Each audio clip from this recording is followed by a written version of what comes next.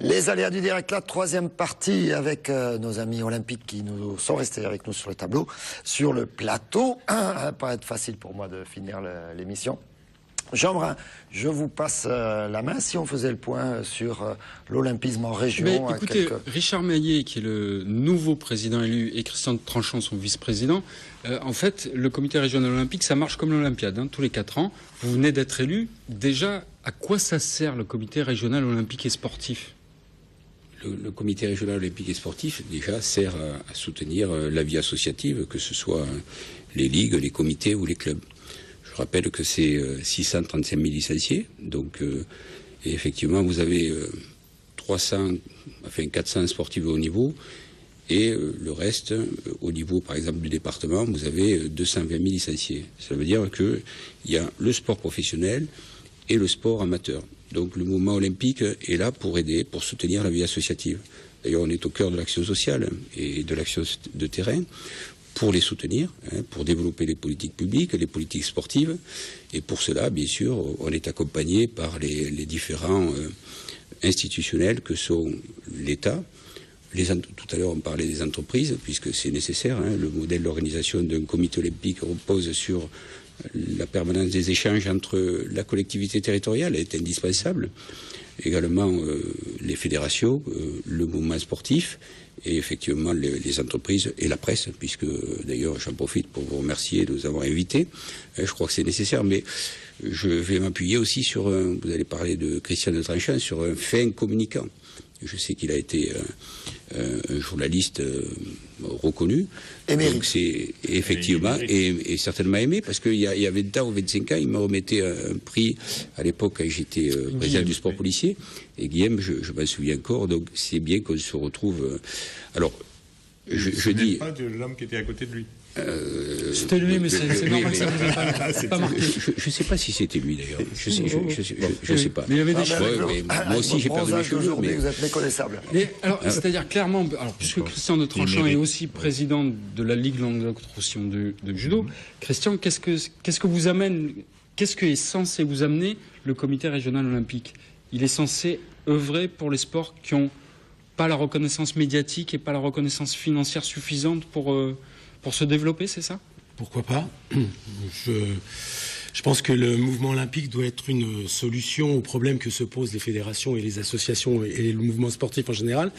Je pense que le mouvement olympique doit être maître de son destin. Je pense qu'il doit proposer aux politiques qui nous dirigent pas de faire des audits sur les besoins. Le politique, lui, il tranchera toujours en dernier ressort. Mais je pense qu'il faut un peu éviter le clientélisme. Il faut recenser ce qu'il y a à recenser, aider le sport professionnel, pourquoi pas. Mais c'est pas c'est pas notre terreau et notre terre première. Mais le sport professionnel est aussi un sport olympique. Non, je crois que le mouvement olympique doit être décideur, doit être libre de ses actions et ne doit pas être conduit au gré du vent des décisions politiques hasardeuses. Donc je pense qu'il faut qu'on prenne notre destin en main. Et 600 000 licenciés, Languedocien sur 3. Languedocien sur 3. Enfin, Languedoc-Roussillon, pardon, si on parle de région, un habitant de la région sur 3 est licencié.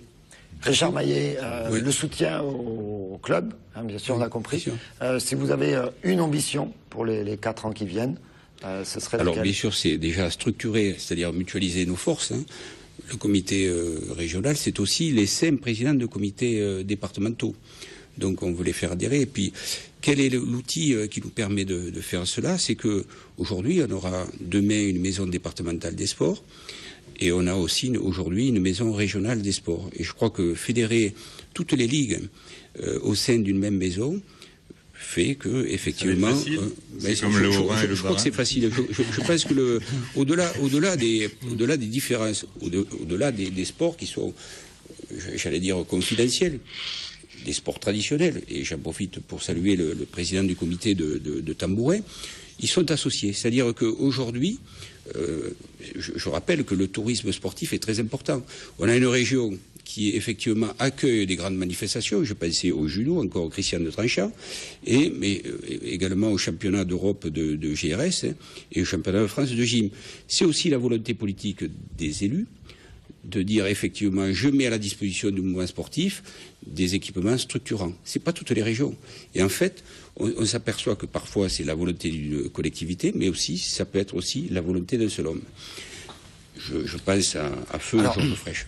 Voilà. Et c'est vrai que c'était sa volonté d'aider le sport de haut niveau. Je crois que au niveau de l'agglomération, ça a été fait, mais au niveau de la région, c'est la même chose. Je crois que les élus ont pris, parce qu'on peut pas dissocier le mouvement sportif de la volonté de certaines collectivités territoriales, qu'elles soient communautés d'agglo, qu'elles soient voire demain communauté urbaine et région et département. Je rappelle que ici vous avez une seule association en France qui est Hérosport, qui est à la fois fédérée par les présidents de comité et des conseillers généraux. C'est ça qui fait la richesse, j'allais dire, du mouvement sportif, c'est-à-dire d'être aussi parfois décideur.